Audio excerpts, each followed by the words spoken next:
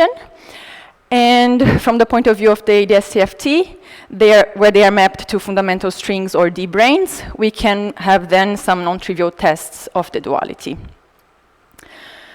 So the kind of operators that we have are Wilson loops that we are used to in every gauge theory. So we have the trace of a path order exponential and the integral of the gauge field.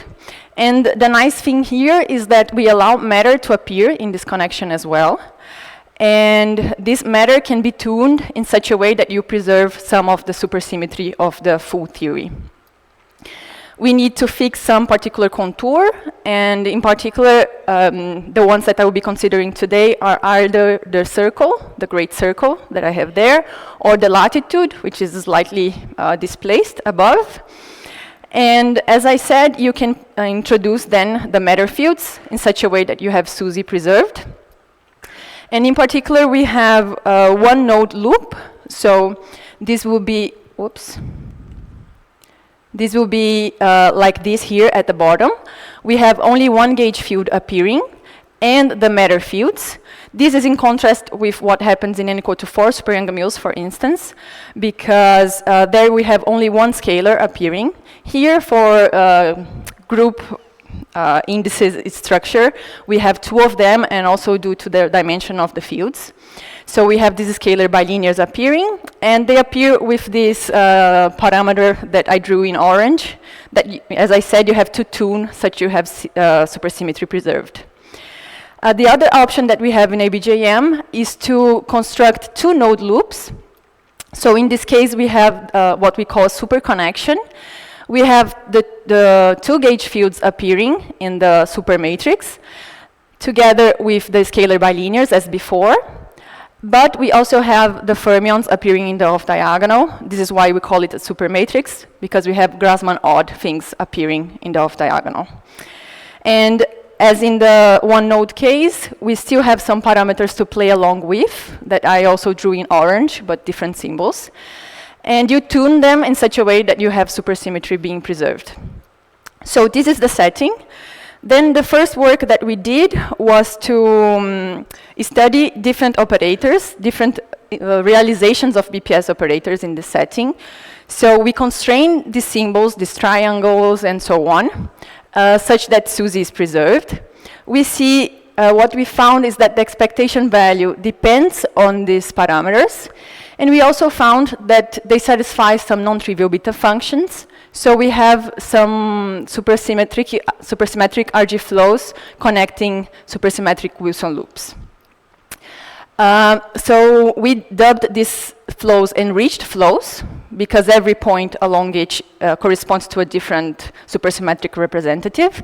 And we have, for instance, here in this plot, as I said, every point is a BPS Wilson loop, but we see some special points. For instance, this saddle here, which is the 1,6 bosonic that Diego Correa will be talking about tomorrow. And the red one is the 1/2 BPS operator.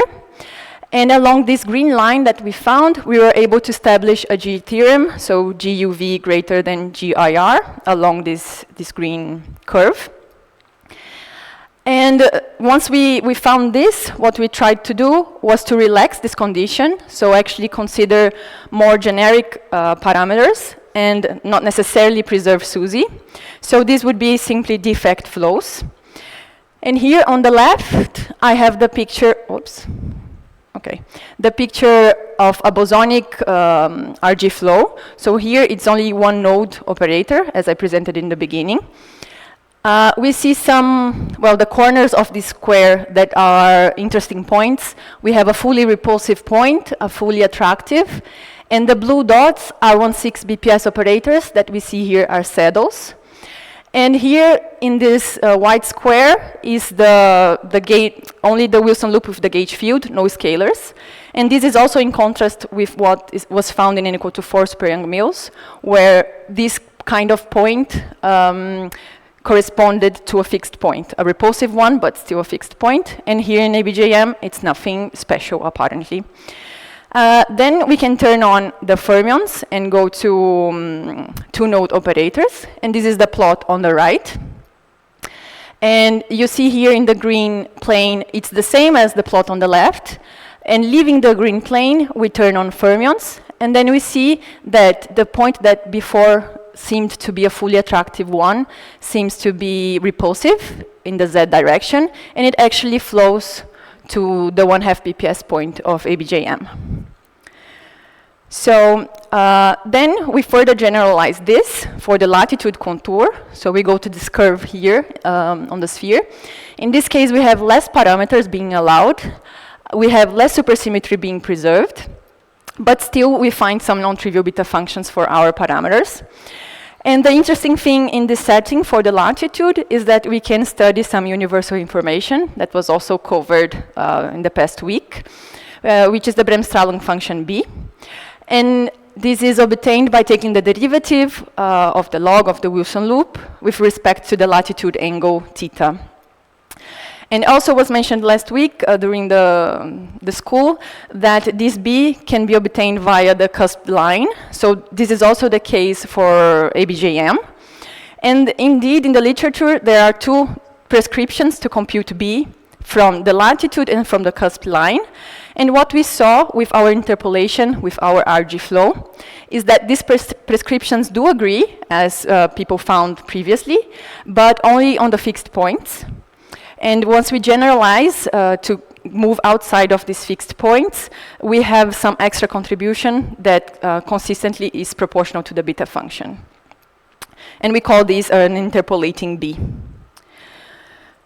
Okay, now to wrap up, maybe I will mention some open problems in Outlook. I listed 3 of them. So the first is cohomological equivalence. And the thing is that, as I said here, these expectation values were found to depend on these parameters, the triangle, the circle, and so on. And the localization results do not.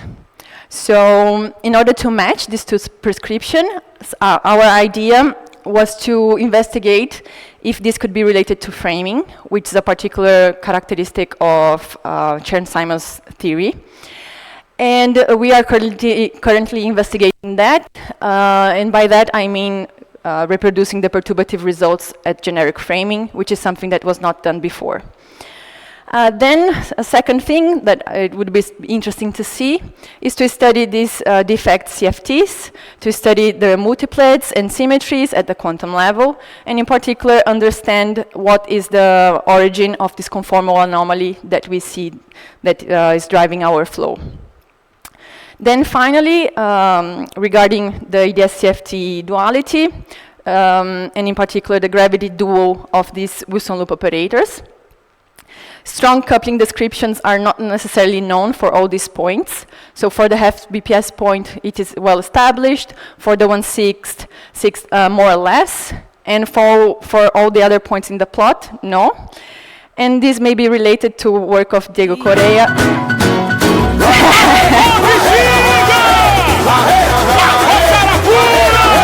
Okay. Thank you very much, Marcia, for the very nice talk. Thank you. Questions?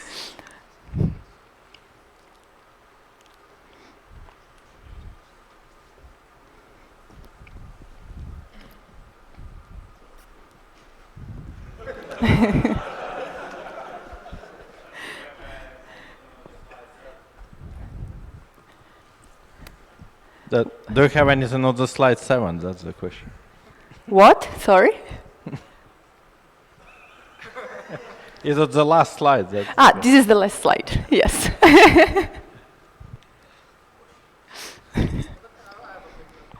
So why is the strong coupling not known? It's just a minimal surface, right? Yes, but for instance, for the 1/6 BPS, they argue that there's some smearing of the string. So it's really, in my opinion, an argument that makes sense, but it has not been explicitly constructed. So it's not really trivial to map. So the hard part is the sphere, the analog of the sphere. What is not, where the Wilson loop is not, what to do with that part. Yep. I see.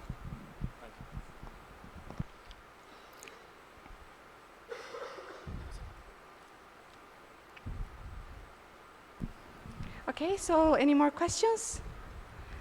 If not, let's thank Marcia again for the very nice.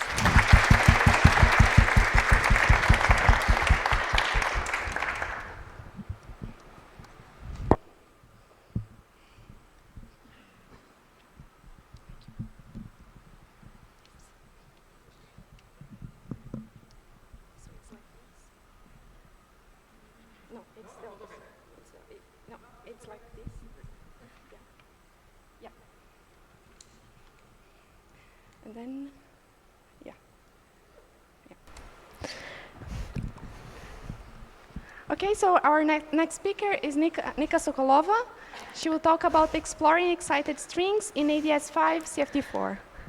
Hey, hello everyone. First of all, I would like to thank organizers for giving this opportunity to present a short talk. And what I will be talking about is based on the two papers which we wrote last year with Nikolai, Arpad, and Julius, and also the one with Julius. And we would like to explore some excited strings in ADS5. So what we can consider is some scattering of graviton and its Kaluza-Klein mode into some stringy state. And then in the dual CFT, it corresponds to exchange of BPS operator and its Kaluza-Klein mode into some long operator in the long multiplet, which is labeled by scaling dimensions, spin and R charge. And the anomalous dimension is expected to grow with lambda to the 1/4. And the coefficient, little delta, corresponds to string mass level. And we will refer to such operators as stringy operators. And then, but these are the operators which we can track with integrability because they're supposed to be single trace operators, a strong coupling. Okay, so what do we know about such landscape of operators? It's possible to count them in flat space, which was done in this group in Oxford. And then, so we like to plot stringy states as a plot of their masses and spin. So the leading trajectory has degeneracy 1. And then subleading and next trajectories, they pick up some degeneracies. So here I plotted degeneracies of the scalar states. And and they grow with string mass level. And actually, at every point here, we expect Kaluza-Klein towers, which hide in themselves infinitely many states of n equals to 4 superior mils. And so it's an interesting structure. And so indeed, do we see it from integrability? And what we can do, we can evaluate numerically spectrum of all operators up to some delta 0 cutoff to strong coupling, and then we can build the plot. And then what are the observations we do? So we indeed see that the spectrum form bands, and we see that indeed there are these slopes with which are labeled by string mass level. And then actually we expect at every band that there will be infinitely many states of n equals to 4 superior mils. So let's say that we go to stronger coupling, and then we will see more and more states joining the first band, for example. So at every band we have a lot of degenerate states, and in order to break the degeneracies, and understand better the spectrum, we go to the next order, which I will call the subleading order, and and I'm focused on this coefficient D1. And okay, so we have all these states, and so how we see the KK towers. And so what we observed is that it is very useful to consider Casimir of n equals 4, and to consider the subleading value of it, which I call J1. And then what we notice is that we actually can assign the states to one KK tower as far as they have the same value of subleading Casimir. So here we have two degenerate states. One has J12, one has 14, and so we can split. And this pattern works nicely for many states. And then doing this, we actually can determine D1 for the whole tower of states. And okay, so what does it give us in terms of the scattering? So as Tobias told us a bit earlier in the morning, it is possible to compute to bootstrap curvature corrections to adjust Virasoro-Shapiro amplitude. And so as a byproduct of this, we get some constraints on the CFT data. So on the structure constants of this exchange. And so we will focus only in the leading order strong coupling, which corresponds to the flat space. And so we get some constraints between mixing the CFT data, but it is average constraint. So it is sums over states with the same quantum numbers, with the same little delta, spin, and R charge. And so what we can do, we can play a very simple game of unmixing the degeneracies. And so, for example, we can rewrite these overages in terms of J1, so that this unmixing works for the halted closed-client tower. And so we have some finite number of such constraints, which, so for example, we can have these two constraints, and then we see that the first non-trivial example is this 3 towers with string mass level 2 and 0 spin, and they have these values of Casimir. And then unmixing give us the following. And then using positivity of OPE coefficient, we see that so both OPE coefficients vanish, and the leftover one is 1 divided by 4. Okay, so we do it for the first 3 string mass levels for all these KK towers, and we see the following pattern. So many OPE coefficients at this leading order, they vanish. So that means that one OPE coefficient is subleading to another. And then whatever is not vanishing and still present has a kind of a simple answer. And so this is the pattern which we observed, which brings us actually more questions than answers, because so here I made a sketch of the 2 OPE coefficients and strong coupling. So we have the states with the same quantum numbers, but one is subleading to another. And so what is the difference between these 2 states? And strong couplings are their hidden quantum numbers. And what is in general the selection rule for this process? So why one process is subleading to another? And how to formulate this selection rule? Can we relate it to the 10D symmetry in flat space? And there are works in this direction in a bit different context, but can we see this structure emerging here? So we can exclude many processes for high excited strings. And in principle, it's possible to do this computation in the flat space string theory. And there is a procedure developed. And it's interesting to repeat the results which we got doing this computation with the flat space string theory, and to see if we see this pattern there, and what does it mean for the vertex operators and so on. And in general, we have like a lot of data for the scattering in the flat space. Does it give some insight to the flat space X matrix? And for example, and I think at this point I would like to conclude. And I also want to say that there is a poster by Julius which is featuring these works, and so you can ask him questions as well, and there are more details. And so here I would like to conclude, and thank you for your attention.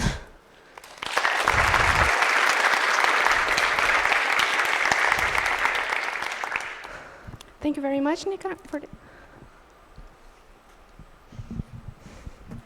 So, are some of these states captured by the asymptotic Witten-Zatz, or it's everything Konishi is, right? But other than Konishi, are any of those states captured by ABA or none? ABA, so for ABA, they should be long operators, right? So they should have... There was a paper by Arutunov, Frolov, and Staudacher where they were claiming that you could reproduce the flat space spectrum from just the asymptotic Witten-Zatz. I could not, yeah. I thought it was the algebra. I'm not sure the algebra was correct except for Konishi, but that was my question basically. Yeah, I'm not sure actually, because I did not try to look into this. So I can't comment more, I think. Yeah, thanks for the nice talk. I was wondering, are you finding evidence that the structure constant for states which are left-right asymmetric are 0 or not? Because, I mean, this is one of the predictions of the hexagon at weak coupling, which is that... Yeah, so, yeah, I know that I recently learned that there is this selection rule for non-left-right symmetric states. So maybe this symmetry still survives all the way till the strong coupling. I need to see if what happens with non-left-right symmetric states, if there are zeros or not. But yes, it could be the case that there is this selection rule for non-left-right symmetric states.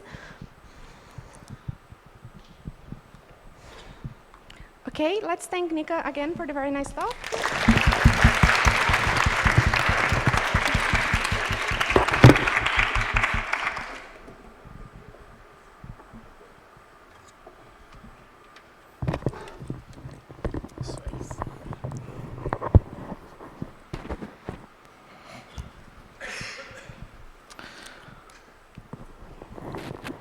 Our third speaker is Harish Murali, and he'll tell us about huge BPS structure constant as fluid dynamics. Please, Harish.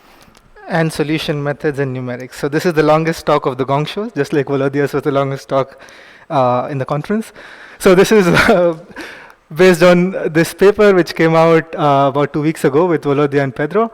So Volodya also talked about the same stuff, but I'll continue where he left off. Okay. All right, so half BPS operators in n equals 4 have a nice orthogonal basis and of Schur polynomials, and they're labeled by Young tableau.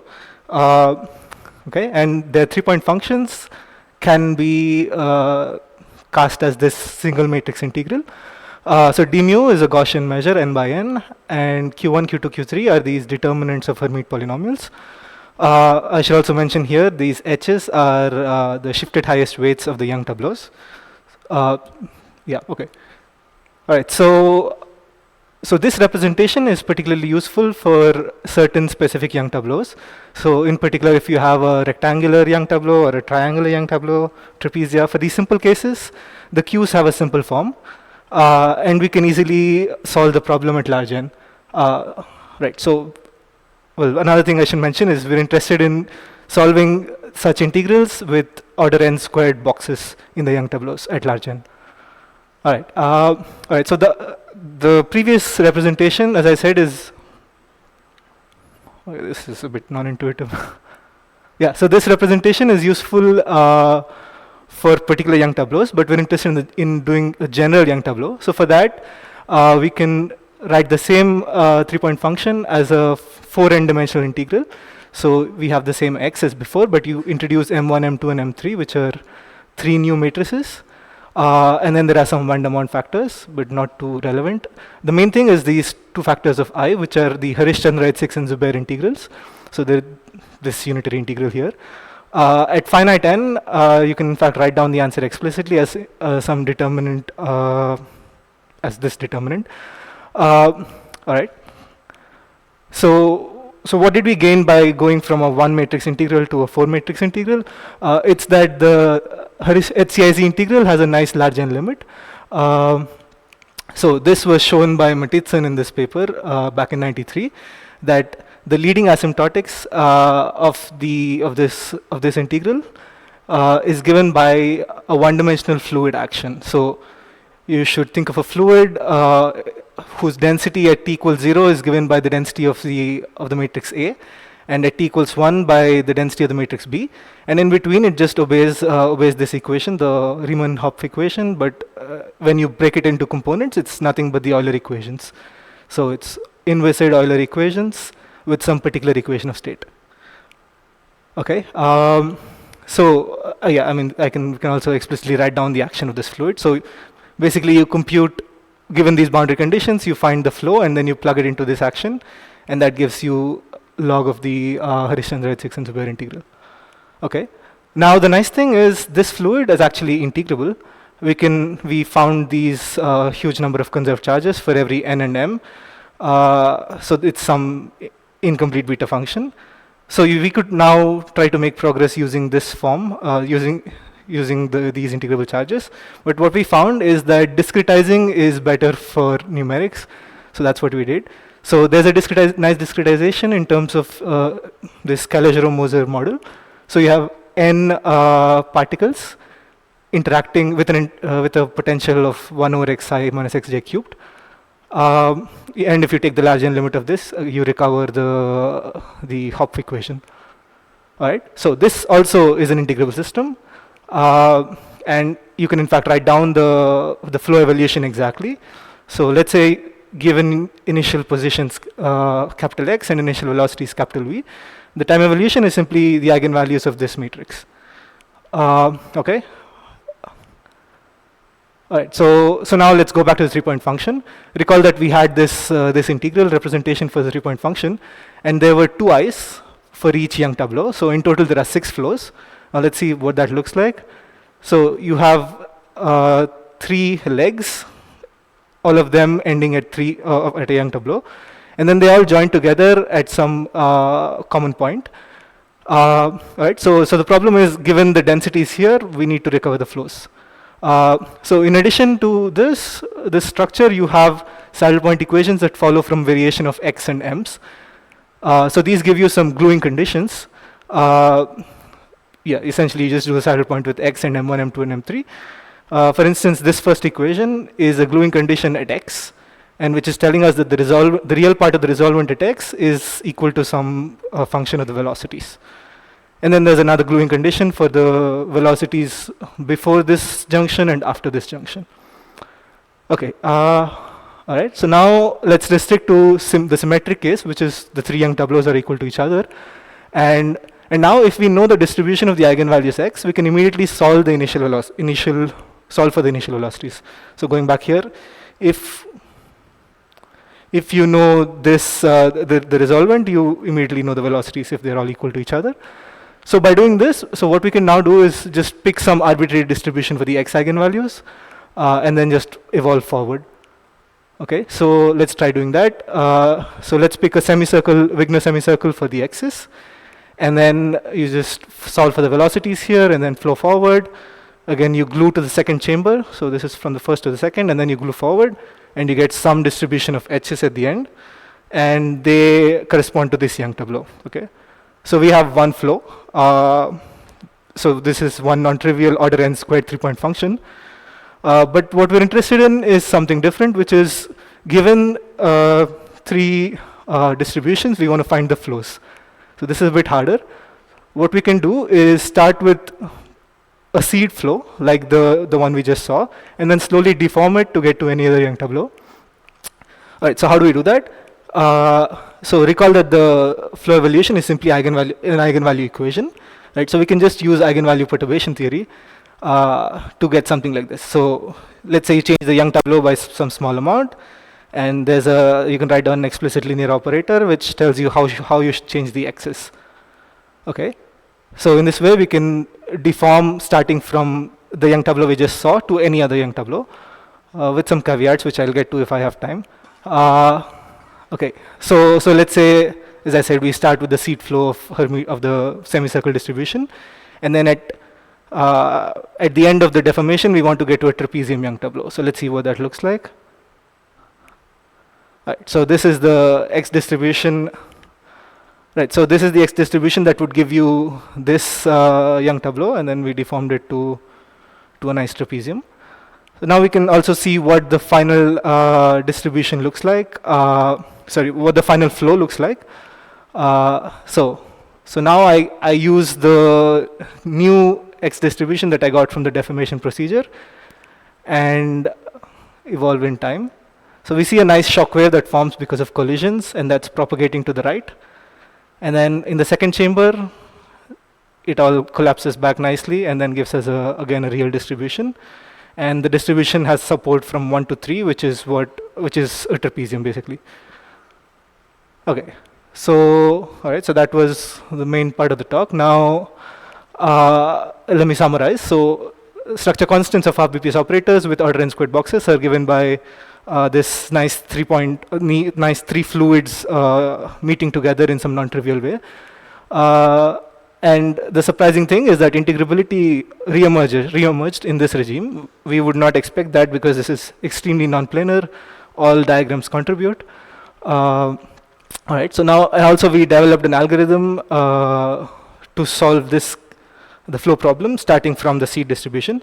So here, what I should mention is that this would only work if you have a one-cut distribution. So going back here, this X distribution has a single cut, and I can only adiabatically deform to other one-cut distributions. But also there are other flow solutions which can start with two cuts, and I cannot do an adiabatic deformation to get to those. So it would be nice to develop general numerics for something like that. Okay. Now, what more is left to be done? Can we use integrability of the continuum flows to directly relate the Young tableaus to the eigenvalue distribution of X, sidestepping this whole deformation business? Also, can we go to higher points like 4-point functions and so on? These would not be protected, but perhaps at tree level they are still described by something nice. Or go to relax this half BPS to something else, maybe quarter BPS for instance. Another thing I forgot actually to put here is what's the gravity description of this. So a 2-point function would correspond to an LLM geometry. But now this 3-point function would be like 3 huge things that are coming together, and they have to meet in the middle somehow in some non-trivial way. Perhaps.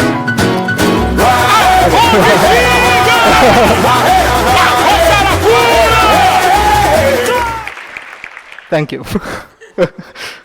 Thank you very much, Harish, for the very nice talk. We have time for a few questions.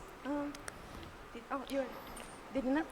Are the 3-point functions related in any way with Littlewood-Richardson coefficients?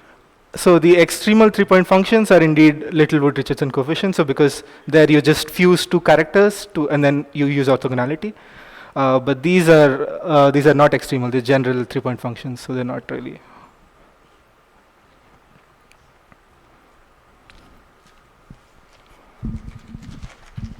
What have you learned from the numerics? Learned about what?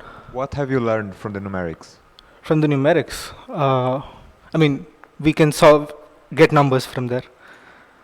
I mean, I'll give you you give me 3 Young tableaus, I give you a number for the 3-point function.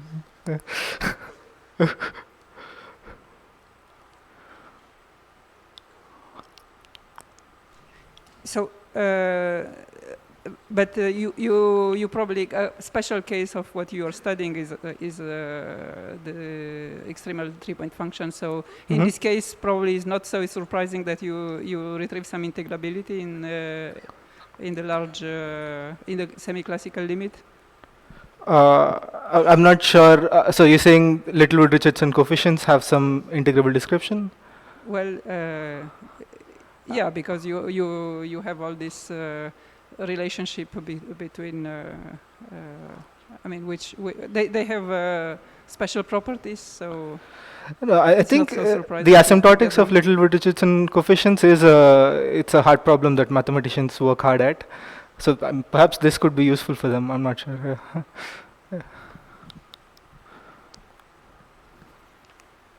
questions? If not, let's thank Harish again. Okay.